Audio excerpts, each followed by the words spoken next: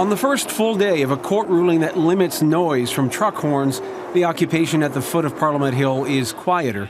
But after allowing the protesters to become embedded here, Ottawa City Police insist they are determined to get rid of them. There is absolutely a need to end this. We are actively working to do it through peaceful, progressive negotiations, but we also have looked at enforcement angles to move us ahead. But how soon? To follow through, City Police say they need an additional 1,800 officers and civilian personnel from other police agencies.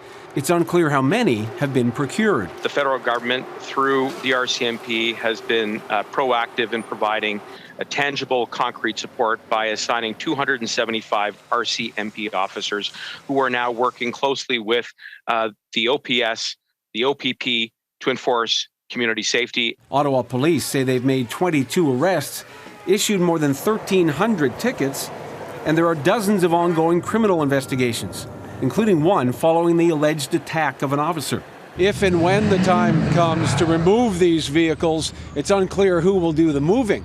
Every company on the City of Ottawa's go-to list of tow truck drivers has rejected requests to move heavy vehicles from downtown. They rely on heavy truck industry for their livelihood, and they don't want to damage that part of their business. Polling shows a clear majority of Canadians oppose the occupation, but protesters say they've received enormous support from people driving to Ottawa, mostly from other parts of Ontario. If you think that this is just a fringe movement, and there's only a small percentage of Canadians think there's something nefarious going on with our government and in our country, then you're dreaming. For police, there are numerous considerations.